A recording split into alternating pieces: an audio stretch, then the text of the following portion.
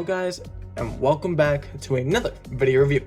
And in this week's review, we'll be taking a look at the Transformers World War II Hot Rod.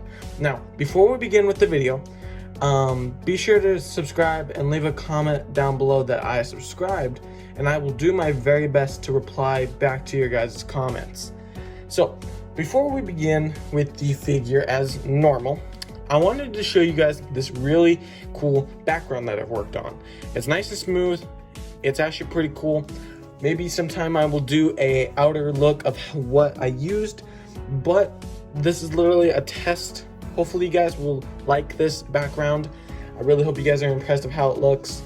I did my best to flatten it out. It's actually a regular sheet, just flat on the background, and a smooth sheet right here. So guys, let's begin with the video. So before we begin with the figure, we're gonna go ahead and put him aside real quick, like right there, as you guys can see the shadow. For the package, you do have that nice open window that fully showcases this really amazing box and the figure. You have a nice CGI image of him there, number 50, World War II Hot Rod, Transformers Generation text logo. And on the side here, you have a nice up-close image of his CGI face. And on the back here, as you guys can see, he transforms in 24 different steps. You have his alt mode and his robot mode, along with a really cool background, words and stuff like that. Hot Rod teams up with Bumblebee to provide serious firepower during assault on enemy stronghold. And then you have an outer battle image of him there. And for the package, that's basically about it. So we're gonna go ahead and put this aside. And we have our beloved World War II Hot Rod here. So let's see. Perfect. Beautiful. I like how he looks. So as we looked back in my previous World War II Bumblebee review, he's pretty much the same, but I'll get into that in a few moments, and we're going to be taking a look at what's new. But usually, before we get into the figure and the detailing and all that amazing cool stuff, we do have to look at the weapon first. So usually we do. So for that weapon, you do have that nice light gray, or however you like to call it, that light gray. Let's go on ahead and bring a, let's see what we do, shine a light over here brighter. So you do have a light dark gray for the painting. You do have an orange painting here for like the shells of the bullets, and I believe the tip of the bullets are gray, as you guys can see there, along with a very short peg to put in his hand.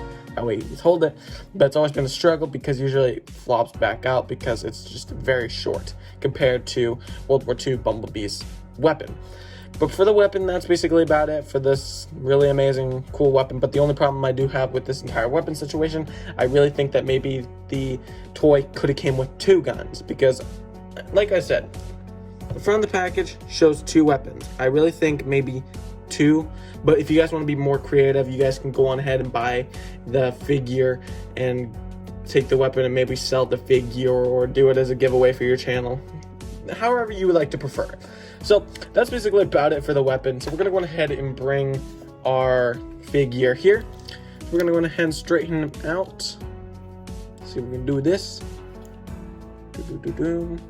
Alright, so like in my previous video, everything's practically the same, especially the legs, but different repaint and a bit of different sculpting and a bit of different like words and stuff like that on. So first, obviously, the number one difference is the head sculpt. Now the head sculpt actually does have quite an interesting head sculpt. It is quite similar to the Lamborghini version of Hot Rod, but there is a nice different chest repaint here, along with a different shoulder pieces, or resculpt, or mold, or however you like to call it. You do have nice orange paint for the wrists, along with some silver paint included with that. There is some silver painting up here, as you guys can see. There is a, I think that's a lion or a symbol, I'm not 100% sure. And he does have another orange thingy bop brand here. I don't know if it's a number or something. I don't know, but you got nice silver painting through here, match with the wrists, and you got like another symbol that I don't know of. You gotta say that up, maybe that up, yeah. That's a different symbol. This one here is a D. I don't know what that part is, but it's got 2.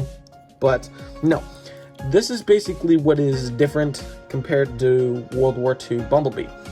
And you can store World War II Bumblebee's hammer on the back if you wanted to, but that honestly wouldn't fit well. So guys, that's basically about it. So guys, let's go on ahead and take a look at the vehicle mode and see what has changed. Let's go on ahead and take a look at vehicle mode. And here we have Hot Rod in vehicle mode right here. Now, as we guys can see, that not really too much has changed. I mean, with like the previous review, I'm gonna say that once more. Like the previous review, I'm gonna say that a few times, that this part has not changed because I guess you can also store, let's say, World War II Bumblebee's pistol up here. Along, you could possibly store the hammer, but I quite wouldn't recommend it too terribly much.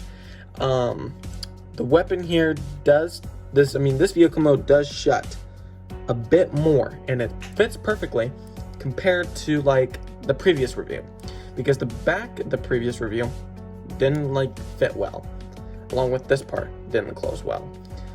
But basically there really wasn't quite too much to complain about with this one. I mean, I have really no problem with it. It does tend to roll quite well. It really does. Really nice roll of how it does things. And I think that the paint job for this vehicle mode is really nice. I do like the how this is all black right here through here, and it does tend to fade to that dark gray color. Now that's a really good one. You got these black plastic tires. You got more black plastic tires. We do have nice silver paint for the headlights. Maybe they could have gone with blue, but I could see why they went with light gray. But then again, more faded paint. But the only thing I see different compared to World War II Bumblebee's vehicle mode is that we have these little packets here that are quite nice. I don't have too much to complain about it. I think that really does fit quite well with how this vehicle looks. Along with, I mean, really there isn't too much that has changed. But I do like how it rolls quite well. You do have like the same detailing through like the vehicle mode for World War II Bumblebee. Now let's see what he would look like without the gun. So we're gonna take that out. Now it does tend to close a lot better. Now it looks like a regular car. I guess you could pretend it's a regular car. It just rolls so smoothly. I like how it runs. Here, let's see if we can move this lighting. There, maybe that's better. I'm not 100% sure, but no. This is what we have here. It does look quite like a regular car. I guess you could pretend it's a regular car. Honestly, guys, if you guys were to make a stop motion movie, I hate to say it, but buy like a bunch of these and get rid of the guns and stuff like that, and pretend they're like regular vehicles through the city. I don't know. But other than that, guys, that's about it for this week's review.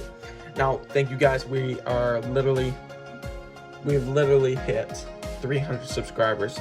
I thank you all very much. Wow, that is a huge milestone for me. But thank you guys for all the support. And I'm gonna say it again, be sure to subscribe. Leave a comment that I subscribed. You don't have to. It's really fun to subscribe, but I do enjoy your guys' support and love reading your guys' comments. You don't have to subscribe.